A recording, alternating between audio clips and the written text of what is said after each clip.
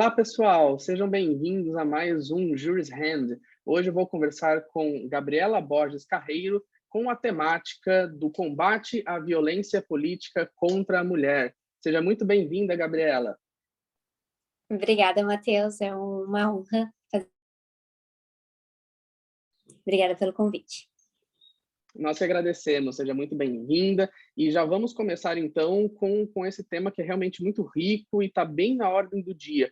Fala um pouquinho para a gente, Gabriela, por favor, a violência sexual de gênero, como está essa questão? Antes, talvez, a gente entrar na perspectiva política, nos atualize, por favor, como está essa questão durante a pandemia, antes da pandemia? Quais são as suas impressões sobre esse núcleo específico de violência que assombra todos nós?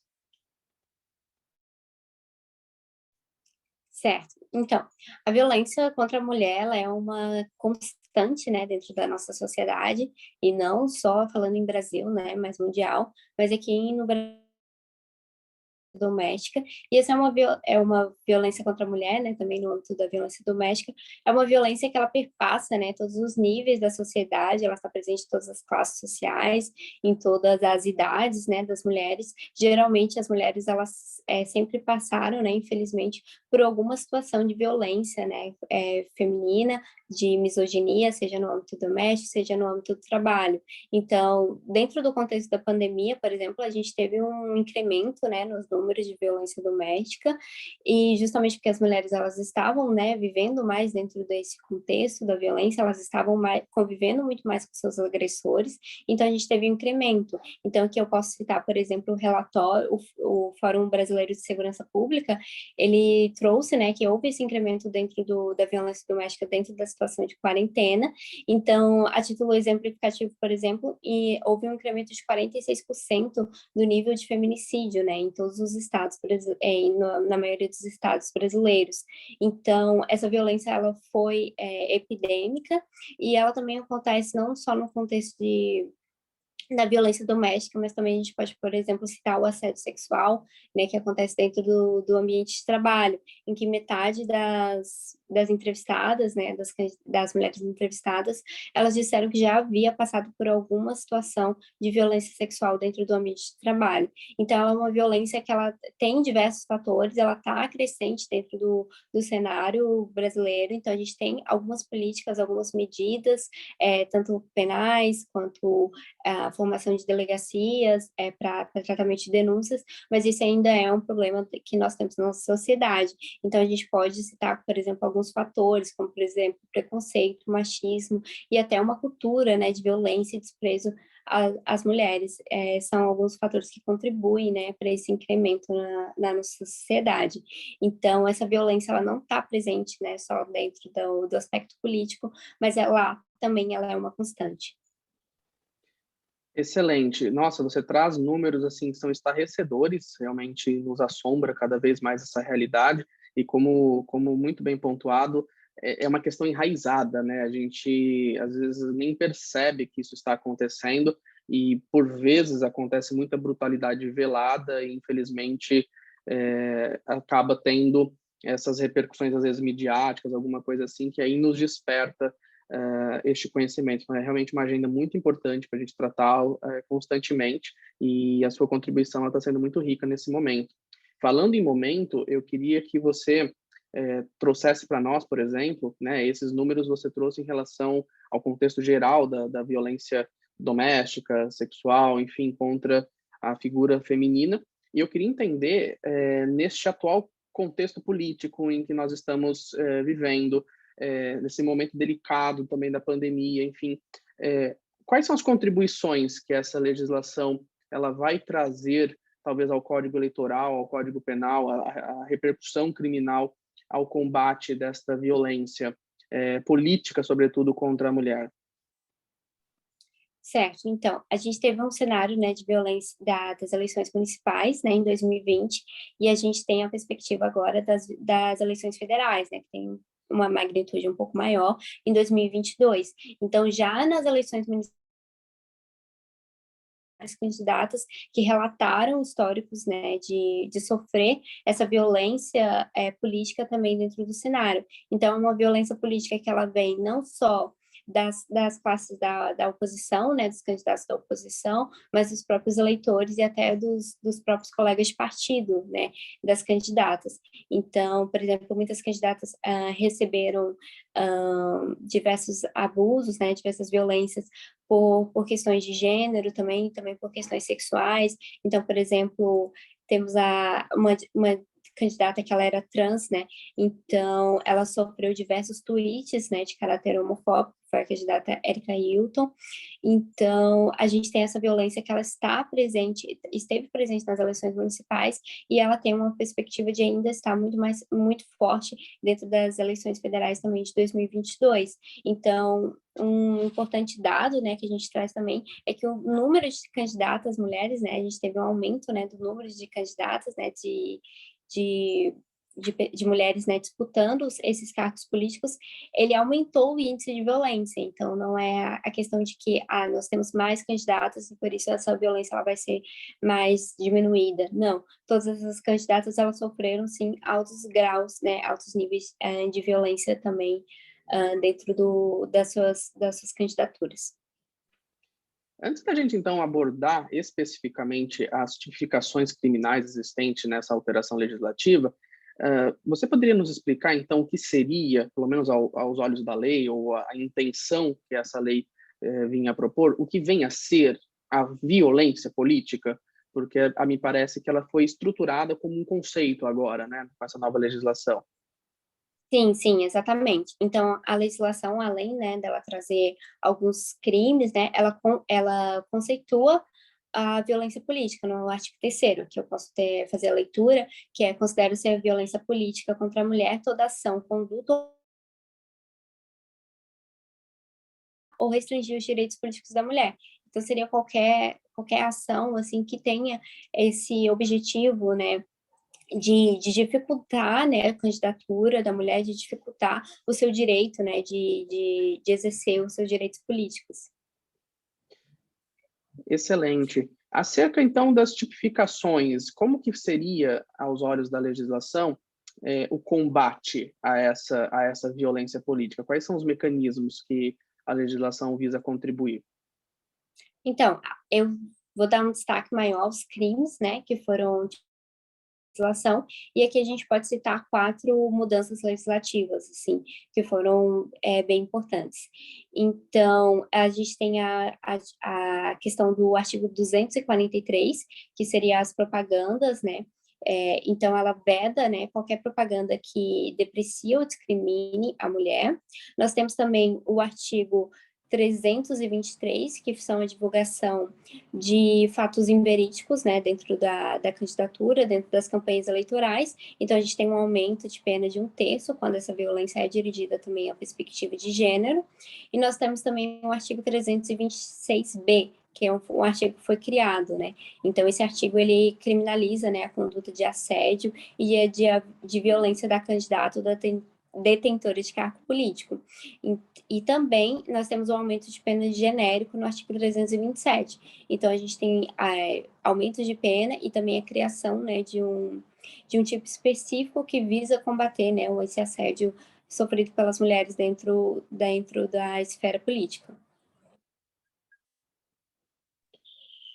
Nossa, excelente. São realmente contribuições legislativas muito oportunas. Então, como a senhora disse, o próprio artigo 3º contribui não só com condutas ativas, né? Seria ação, conduta, omissão, né? Então, tenta, pelo menos, abraçar aí o maior número de possibilidades, ainda que no plano abstrato, né? Então, a gente vê aí nessa legislação a 14.192 de 2021, que trouxe contribuições, como muito bem pontuado nessa esfera, talvez um verniz de progresso, talvez uma possibilidade real de progresso.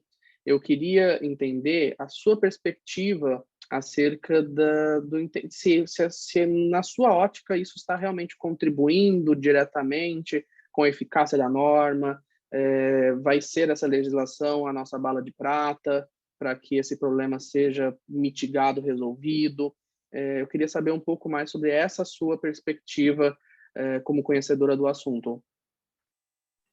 Então, essa é uma legislação, né, a criação de penais, geralmente ela representa, né, para a sociedade, principalmente para esses grupos, né, minoritários, quase uma sensação de alívio, estamos sendo vistos, nós estamos sendo olhados. Mas essa é uma sensação que ela não é realmente verdadeira, né? Então a gente tem esse processo assim de expansão do direito penal que ele perpassa todas as esferas, né? Todos os tipos políticos. Então a gente tem muito esse movimento do poder público, né? Do poder legislativo, criando leis, criminalizando condutas como se isso fosse a resposta, né? A solução que a gente sempre esperava, uma solução simples, uma solução fácil, que vai resolver essa população, que vai trazer uma segurança, né, para essas pessoas, aqui especificamente para as mulheres, né, para que elas tenham uma candidatura com sossego, assim, não sejam alvo da violência. Mas isso, aqui eu cito, por exemplo, o professor Silva Chances, que ele fala que não se discute que a constatação fundamental de que o direito penal, ele cresce por todas as partes. Então, esse é um fenômeno que ele não é só brasileiro, assim, mas é um fenômeno que a gente observa, né, dentro do direito penal, que é um expansionismo, né, da sua criação da conduta. Então, o que era para ser um direito penal mínimo, para a gente tutelar as condutas mais importantes da nossa sociedade, porque a gente tem uma grande expansionismo do direito penal, que ele não traz essa proteção, né, que esses grupos esperam, que essas pessoas esperam na vida, na sua vida. Então, o que a gente tem, ele é um problema de grande complexibilidade, como eu já disse, então ele é um problema que ele não tem uma única causa, ele é um problema que ele não acontece em um só lugar, mas é um problema que ele está geral, e a gente busca no direito penal quase uma via reducionista, né, desse problema. A gente busca reduzir esse problema como se fosse um agente que praticasse aquela conduta de forma pontual e que a gente criminalizando aquela conduta, a gente vai solucionar esse problema. Então, a gente tem essa latente, né, essa preocupação na sociedade que ela é latente e a sociedade, ela clama, né, por uma proteção jurídica, assim, principalmente as pessoas que fazem parte desse grupo, né, que está sendo violentado, ela clama, né, por uma resposta do poder público para solucionar, né, para trazer algum tipo de segurança nas suas candidaturas. Então, a gente tem esse aumento da esfera penal, mas ele é um aumento que ele é amplamente difundido, mas ele não traz efetivamente essa proteção ao bem jurídico, porque a gente tem um problema que ele é completamente difundido e o direito penal ele não tem braço. O Estado, ele não, nem se ele quisesse, né, ele não teria o braço para estar em todas as situações, estar, né, em todo o tratamento em todos os momentos do assédio, tratar essas denúncias, receber, buscar os infratores, e também a gente está tratando com um aspecto que é um direito penal muito seletivo, né? Então, o que a gente tem, geralmente, é que o direito penal, ele sempre persegue as mesmas condutas. Então, por mais que a gente tenha inúmeros tipos penais, o que a gente vê, né, no dia a dia forense, no dia a dia da prática jurídica, é aqueles mesmos tipos penais que chegam ao judiciário. Então, não adianta muito a gente ter essa criminalização excessiva milagrosa, e que muitas vezes ele não é, que geralmente a regra é que ele não é. Então, o que a gente tem é que a gente tem que essas populações, né, essa luta política, essas pessoas, elas se sentem olhadas, né, pelo poder legislativo, elas sentem que seu problema foi olhado, que temos uma solução na sociedade, então a gente acaba desviando foco da luta política, né? Então, essa pauta que seria das candidatas de maior proteção às suas candidaturas, de maior proteção à sua carreira, ela acaba sendo apagada porque a gente já tem uma solução. A gente tem a criminalização da conduta dos infratores, mas essa solução ela não protege efetivamente as candidatas. Então, um dado que eu mostro e cito é de um instituto que se chama Monitora, né? Um projeto chamado Monitora, que ele monitora as denúncias, né, os assédios recebidos pelas candidatas no momento das eleições, né? Então, E nessas últimas eleições... como é que estão esses números? Que esses portais eles são muito ricos para passar o choque de realidade que a gente precisa. Sim, com certeza. Esse é um projeto super interessante, né, e super em voga, e ele trouxe, por exemplo, que as candidatas recebem, em média, 40 xingamentos eles restringiram, né, a pesquisa ao aplicativo do Twitter, então cada candidato recebe, em média, 40 xingamentos por dia. Então, a gente pensar que o poder público ele vai ter braço, ele vai ser capaz de tratar todas essas denúncias e de maioria por esses assédios que eles acontecem, né, dentro da esfera da internet, né, que é uma esfera do anonimato. Então, a gente também pensar nas cidades menores, né, que não tem estrutura, né, para abarcar essas denúncias, assim, a gente pensar nas cidades pequenas, nos pequenos municípios, é um tratamento muito mais difícil, né, a gente precisa capacitar, né, os agentes públicos, ter braço para o recebimento de denúncia, e tudo isso são desafios, né, que essa lei vai enfrentar. Nossa, excelente, excelente. Como é um assunto tangencialmente muito rico, né? Em uma brevíssima explanação, genial, inclusive, a senhora conseguiu resgatar desde os preceitos que deveriam ser de última ratio do direito penal, depois conseguiu, inclusive, demonstrar como os crimes individualmente considerados são sempre os mesmos, né? O que muda é a perspectiva do perseguido, no caso a vítima, que é a pessoa que desempenha este papel de gênero. Então, realmente, esse posicionamento foi muito assim partilhado por mim. Então, eu concordo muito com tudo que você falou. Eu estou assinando embaixo que realmente é uma luta de todos, essa questão da violência política, não só contra a violência de gênero, não só na perspectiva política, mas em todos os âmbitos. Então, assim, eu estou muito curioso para saber do desenrolar dessa legislação. Então, com certeza, já fica aqui o nosso convite para que vamos ver, talvez, se o caminhar dessa legislação vai trazer essa efetividade que você muito bem pontuou, talvez não seja tão efetiva no primeiro momento, porque ainda temos números assustadores, como revelado aí pelos portais que nos trouxe hoje. Então, eu agradeço, por enquanto, a participação. Eu quero muito que você volte aqui para dizer se está havendo essa eficácia que a gente tanto busca nessa legislação, porque é uma janela de tema que deve ser abordada, precisa ser abordado, num ambiente que a política sempre teve esse viés muito tóxico quando ela é só perpetrada por um único segmento de gênero. Então, realmente, a legislação tenta contribuir com equidade, enfim, com o protagonismo que deve existir, né? Então, é uma pena que exista uma lei que seja necessário a existência dessa lei. Ela não deveria ser necessária, como a senhora bem pontuou. Hoje, ela se faz necessária porque nós temos um problema estrutural grande para resolver. Tomara que logo este assunto se torne essa legislação, esse tipo de legislação, não só que ataca o grupo feminino, mas qualquer outra minoria de gênero que nós vemos, né, por aí. Eu agradeço muito a sua participação, ela foi extremamente enriquecedora, trouxe essa apresentação muito boa em relação a essa legislação. Eu deixo contigo agora, Gabriela, as suas palavras finais, se quiser contribuir com o encerramento, mas da nossa parte eu só agradeço a sua presença, eu quero muito que você volte e conte que essa legislação está funcionando para nós, tá? Eu gostaria muito que houvesse aí à frente eleições que fossem justas aos termos que foram colocados aqui neste sentido. Então, da nossa parte, muito, muito obrigado. Agradeço muito pela sua participação e deixo contigo as suas palavras finais acerca dos seus pensamentos, como está a sua gestão de otimismo com essa legislação. Muito obrigada, Matheus. Com certeza, né, a prova de fogo, né, dessa lei vai ser as eleições de 2022. Então, eu espero, né, tenho um otimismo que talvez traga algum tipo de segurança maior, né, para essas candidatas, mas com certeza é uma lei que ela é um problema, né, que ele tem muitos desafios. Então, procurar soluções milagrosas, né, no direito penal não me parece assim a opinião mais acertada.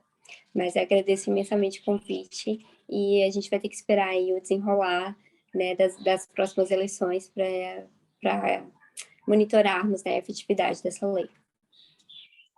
Com certeza, com certeza.